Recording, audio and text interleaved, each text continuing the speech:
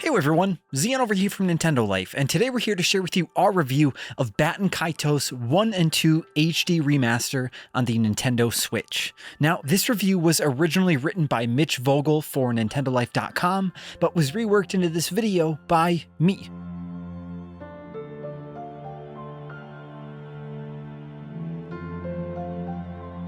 Monolith Soft is well known these days for being one of Nintendo's finest internal teams, with the Xenoblade Chronicles games delivering some of the best open-world JRPG goodness available. However, long before the company was acquired by Nintendo, a few of their first projects were the two Baten Kaitos games, both of which were originally created to address the lack of RPGs on the GameCube. And even though they have their following of fans, unfortunately neither title sold very well, but they're finally being given a second lease on life on modern hardware with this HD Remaster collection. The entire Baten Kaitos series contains two games, the first being Eternal Wings and the Lost Ocean, and the second being Origins, which is a prequel. And even though the stories are related, they're isolated just enough that you can play either release first without feeling like you're missing out too much on important context. The first game follows a somewhat unlikable protagonist named Callus,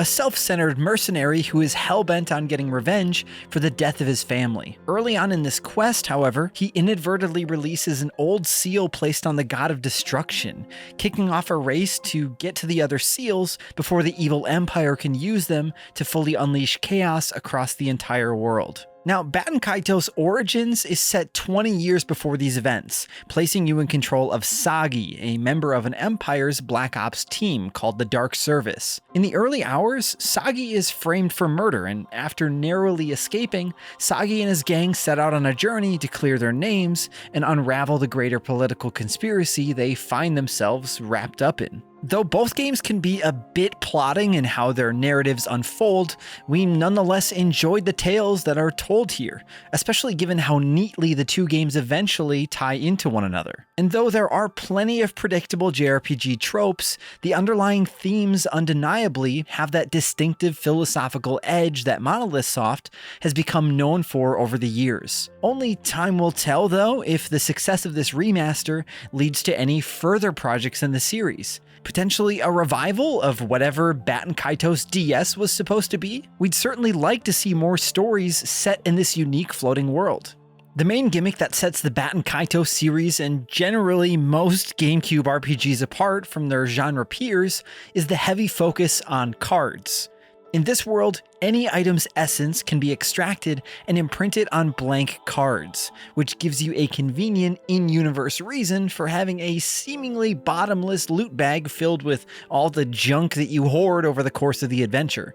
When exploring the world, you'll often come across things that you can capture, such as a rainbow or drinking water, and you can then use these captured essences as an item to solve a simple puzzle, like using the water to put out a fire. In a cool and sometimes annoying twist, some of these cards even have a shelf life that decays in real time. Things like lava, if kept in your bag, may eventually turn into stone. Same with yogurt, which will eventually turn into cheese, just like in real life. Now, carrying this card aesthetic forward, combat in Baten Kaitos is somewhat similar to the battle systems present in Mega Man Battle Network and Kingdom Hearts Chain of Memories, fusing intense active combat with deck-building mechanics. Each action you can take in the heat of combat, from swinging your weapon to chugging down a health potion, is represented by a card that you need to have placed in your deck in advance, and a few of these cards are pulled into your hand each time your turn comes around. To get the most out of your turn, you want to pull off the longest combos you can, and these are governed by the spirit numbers that are attached to the card in the corner. So if you can activate a straight or pair of cards with the same number, you'll get to use multiple cards in a row and dish out a lot more damage. It can feel like a lot to juggle, especially in the beginning, yet the main challenge of battles comes not just from strategizing over which cards to play and in what order to play them in, but in making these decisions quick. Battles follow an ATB-style turn order, so taking too long to stress over what cards you want to play will all but guarantee that your enemy will get in some extra turns. And even when you're in the middle of your turn, you're only given about 2 seconds after playing the first card to add on any others that you want want to use for the combo. Sometimes it can feel like this focus on fast action can get in the way of the strategy that comes with deck building, but this does a great job of keeping things moving and constantly putting the player just a little off balance. Most of the time. While the combat system remains largely the same between the two games, there are some important tweaks that Origins made to streamline and simplify things.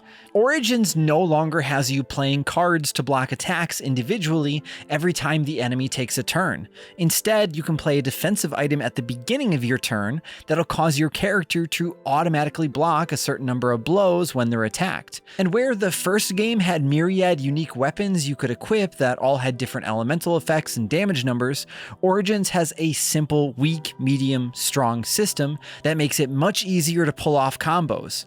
Combat overall just feels better to play in Origins due to this simpler, though still in-depth setup, but some may still prefer the more chaotic and unrefined approach of the first game. But despite being enjoyable, there's still some antiquated game design here that highlights this duo's age.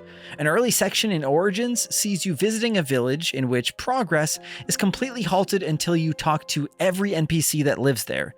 And if NPCs are engaged in conversation with each other, you have to repeatedly listen in on that same conversation for each NPC participating in it. You're not actually told that you have to talk to everyone. However, your companions actually imply an entirely different objective is needed to progress here, which had us confused, wandering around town for 10 minutes, searching for a villager who turned out to not even exist. Wonky moments like these don't necessarily ruin these games, but they are persistent enough to noticeably drag down the overall experience. To help sand off some of the rougher edges, this remaster adds a new pause menu that lets you do things like increase the game speed up to 300%, disable enemy encounters, and activate auto battle or infinite damage. If you want, you can activate all of the buffs and simply breeze straight through the game, though we most appreciated how it lets you optionally cut down on the tedium of fights, like saving you the pain of refighting the same 4 enemies that just respawned in a room that you had just exited and re-entered. The quality of life features aren't the only change here, as the graphics have also gotten a nice bump to make this pair shine as brightly as they can on modern hardware.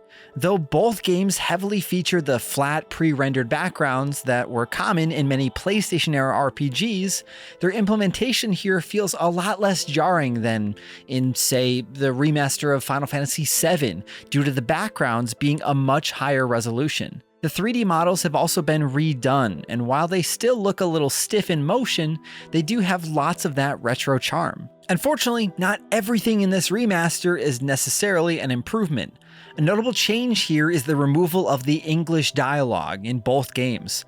And though the first game is legendary for having one of the worst RPG dubs ever, the second game was a massive improvement in this area. The Japanese audio is fine, but considering that both English dubs have already been completed and could have been implemented here, it feels a little weird that they weren't included as an option. Performance is also a bit of a sticking point with an uncapped frame rate that oscillates between 30 and 60 FPS. Overall, the first game feels like it performs worse than Origins, but the fact that either of these RPGs struggle with inconsistent performance is pretty disappointing. We expected a lot better in this department.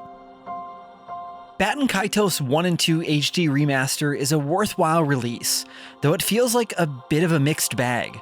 Despite some cool ideas here, both games epitomize the flawed masterpiece, while the changes and updates made for this remaster are welcome, but minimal at best. This package is easy to recommend to any fans who want to venture further into Monolith's back catalog and are looking for something a little unconventional to scratch that RPG itch. Just recognize that this isn't something that you need to rush and play immediately, and that both games are very much products of their time, with design elements that feel outdated in a modern context. We here at Nintendo Life give Baten Kaitos 1 and 2 HD Remaster on the Nintendo Switch a 7 out of 10.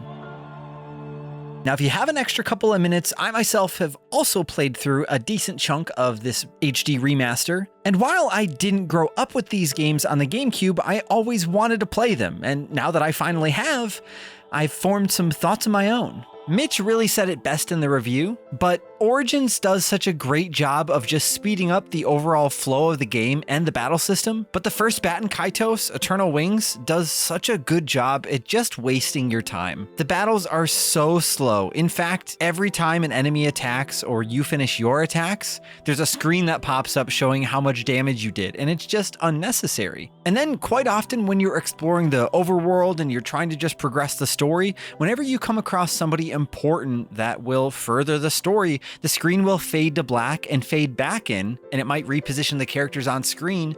And then when you're done with the conversation, it'll fade back out again. And it just gets under my skin. And it's not like there are cutscenes that the game is trying to prepare to load for, but Baten Kaitos Origins only does this fade to black nonsense every now and again. Now, like I mentioned before, I never played Baten Kaitos back in the day when it first came out, but I've seen the cover around enough and caught screenshots here and there and really thought that it was going to be this series that really took advantage of the GameCube hardware. So I was really surprised to see that this really plays and looks like a PlayStation 1 era RPG, especially when PlayStation 2 had things like Final Fantasy X and Kingdom Hearts and plenty of other more expansive RPGs. I can understand a bit better now why this series didn't sell nearly as well as they had hoped. And even if I would have played this game as a kid, the combat is so brutal that it would have absolutely destroyed me. Even now, I feel like I don't know what to focus on half the time because there are so many different elements on screen to look at, especially now that the game has been formatted for widescreen.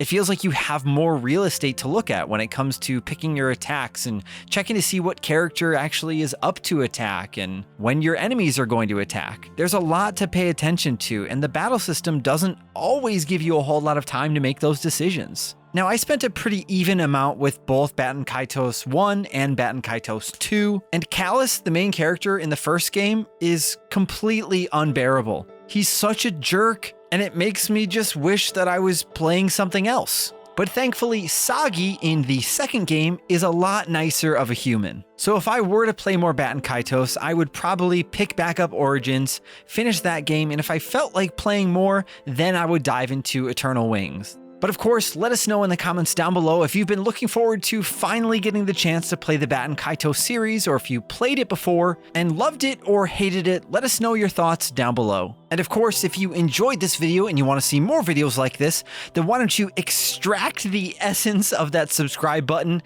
with a trading card? And then ring that notification bell to be notified whenever we put up new videos. Thank you all so much for watching, and thank you to Mitch for spending a heap load of time with the Baten Kaitos series for this review. I'm Zion from Nintendo Life. Stay safe out there, and we will see you all next time.